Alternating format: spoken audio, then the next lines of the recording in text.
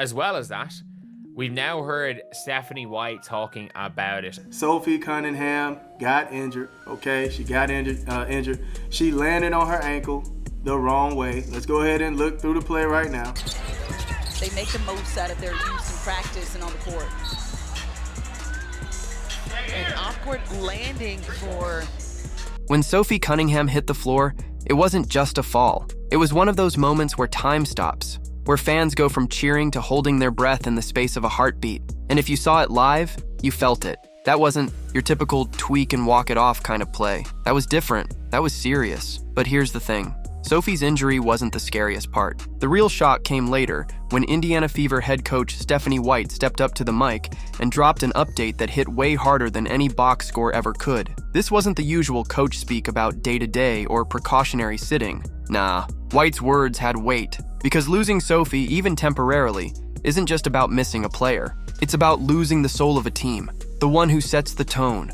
The one who does all the dirty work so the stars can shine. The one who dives for loose balls like they're her rent money. And today, we're breaking down exactly what Stephanie White said, why it's way more serious than folks realize, and how Sophie's absence could shake up the entire Fever dynamic. So, if you thought Sophie was just going to slap on some tape and walk it off, think again. This story's got layers, plot twists, and a fire that hasn't even started burning yet. Let's get into it. When Sophie Cunningham hit the floor, it wasn't just a fall. It was one of those moments where time pauses, the arena quiets, and everyone watching goes from excitement to silence in seconds. If you saw it live, you know what I mean. That wasn't a normal play. That was different. That looked serious. Let's rewind for a second and break down the play that changed the energy of the entire game. Sophie Cunningham had just checked in with her usual fire. She was moving well, setting the tone early, but then she went up for a rebound. Looked like a routine contest, but as she came down, her foot landed awkwardly on Ryan Howard's leg. You could see it. Her ankle rolled in a way ankles aren't supposed to. There was no dramatic fall, no screaming, but she hit the floor and immediately grabbed at her ankle. That's when the cameras cut to her face. Tight jaw, no expression, just pain. And that's when you knew. This wasn't something she could walk off. She stayed down for a few seconds, then tried to get up. Trainers came over. The bench stood up. The energy shifted. Even the opposing team stopped and looked concerned. They helped her to the sideline. She didn't return to the game after that. What's wild is, in real time, there was a moment of hope. Maybe it's just a tweak. Maybe she's being cautious. But then she went to the locker room and didn't come back. That's when the questions started. How bad is it? What exactly happened? And how long will she be out? Those answers came later. But even before Coach White's update, you could feel it. This wasn't just a minor ankle sprain. This was bigger, and the team knew it. The moment Sophie went out, everything shifted. Not just the scoreboard, not just the lineup, the energy. You could see it on the players' faces. The bench got quiet. Coaches talked in tighter huddles. Even Caitlin Clark, who's usually locked in and ready to go, looked over at Sophie with concern. That fearless look she always has faded for just a second. And the fans. The entire chat during the live stream lit up. People were panicking. Some thought it was an Achilles injury. Others were hoping it was just a rolled ankle. But one thing was clear. Everyone felt it, like something was missing from the floor. Because, here's the thing. Sophie isn't just another name on the roster. She's the one who controls the temperature of the game. The one who checks the opposing team's confidence. The one who barks out switches and throws her body on the floor. Like it's the finals. So when she wasn't out there, it didn't just look different. It felt different. Indiana kept pushing. They stayed in the game. But without Sophie, there was a noticeable hole. Not in the playbook. In the tone. In the toughness. That silent, gritty leadership that doesn't show up on stat sheets but keeps teams grounded, and the longer she stayed on the bench, the more it sunk in. This might not be a quick fix. The Fever weren't just dealing with an injury. They were adjusting to the idea of playing without their emotional backbone. Let's be clear about something. Sophie Cunningham is not Indiana's top scorer. She's not the flashiest player on the floor.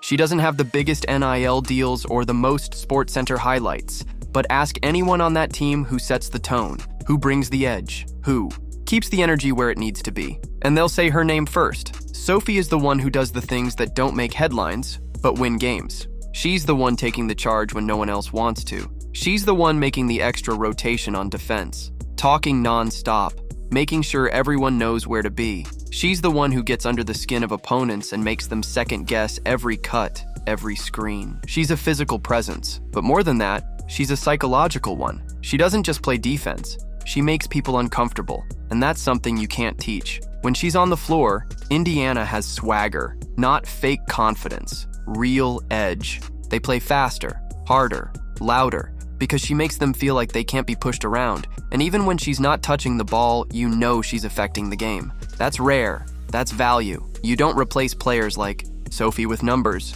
You replace them with culture shifts, with effort, with attitude, and sometimes you just can't. That's why when she went down, it wasn't just about the ankle. It was about what the team might lose if she's gone too long, because for Indiana, Sophie isn't just part of the lineup. She is the attitude, the toughness, the fight. Now here's where things took a turn. After the game, all eyes were on head coach Stephanie White. People wanted answers. How bad is it? How long will Sophie be out? Is it serious or just precaution? And Coach White didn't dodge the question. She didn't wrap it in vague phrases or coach speak. What she gave was honest and layered. She said this wasn't just about Sophie needing time off. It wasn't a simple case of rest and recover. It was bigger than that. Her words made it clear. Sophie's absence isn't just physical, it's foundational. Coach White pointed out what we've all seen but don't always talk about, that Sophie's value goes way beyond stats. She called her the emotional thermostat of the team.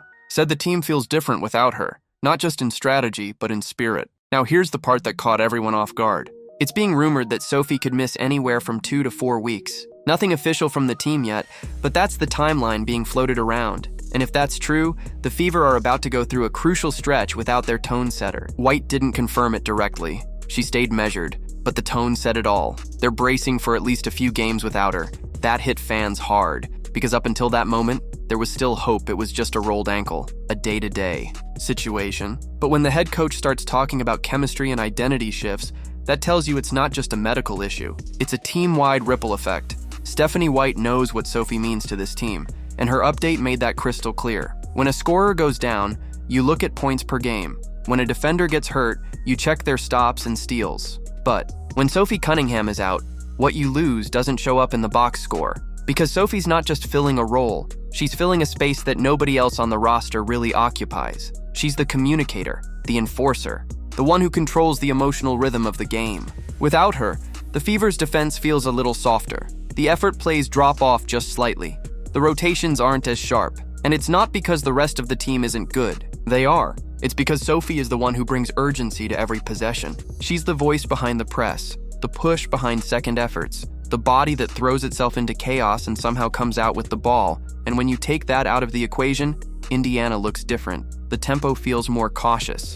The physicality dips. The edge gets dull. Yes, Caitlin Clark will still score. Aaliyah Boston will still dominate in the paint.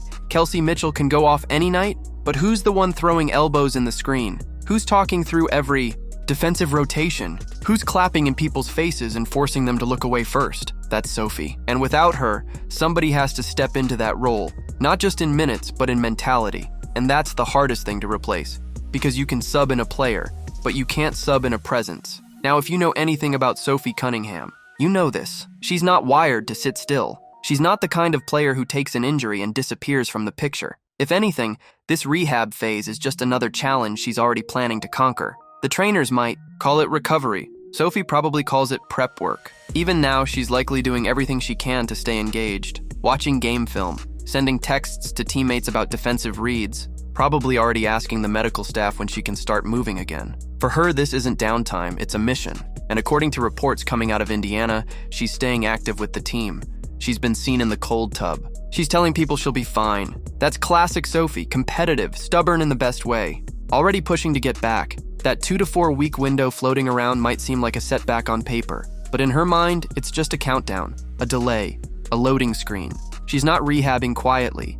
She's plotting the return, because when Sophie comes back, she's not going to ease in. That's not her style. She's going to come back with all that frustration bottled up, ready to release it in the form of hard fouls, drawn charges, and tone-setting plays. So yeah, she's hurt. But if you think she's backing off, you don't know Sophie. So now the big question is, what does Indiana do in the meantime? What's next for the Fever while Sophie Cunningham is out? The team's not panicking, and they shouldn't. They've still got talent across the board. Caitlin Clark is settling into her rhythm. Kelsey Mitchell looks sharp. Aaliyah Boston continues to be that two-way anchor. They're going to compete. That's not the issue. But the coaching staff knows the energy is going to be different. They'll have to adjust the lineups, maybe push Lexi Hull or another physical presence into more minutes, maybe lean more into team defense to make up for the one-woman chaos engine they're missing. Expect Stephanie White to keep tinkering. That's what this preseason stretch is for. She said it herself. You don't just need a good starting five, you need energy off the bench. And with Sophie out, that balance gets tested. And yes, this 2 to 4 week timeline could mean she misses the start of the regular season. That's tough, because early chemistry is everything in this league. The Fever are still finding their identity. Losing the emotional leader right before the season starts isn't ideal, but here's the upside. This stretch forces other players to lead. It forces communication, it forces toughness, and when Sophie does come back, she's not walking into a group that coasted, she's walking into a team that had to grow without her, and that can be a good thing. So here's the bottom line. Sophie Cunningham might not be the face of the franchise, but she's the fire behind it. The Fever have scorers, they have stars, but Sophie is the one who brings the edge, the voice, the grit. And while the box score won't miss her name, the feel of the game absolutely will. Her injury isn't season-ending, it's not career-threatening, but it's a reminder of how much one player can mean without putting up 30 a night. She's the player every coach wants, the one who gets in your face when you're not boxing out, the one who screams louder than the crowd after a charge, the one who changes the temperature of a game just by walking on the floor.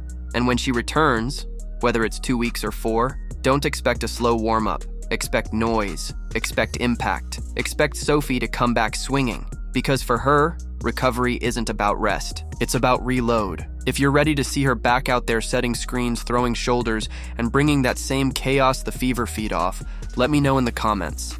Type Spicy Sophie below so she knows we're waiting. And if you want more stories like this, real breakdowns, no fluff, make sure to subscribe and turn on notifications. Because when Sophie's back, you'll want to be the first to know.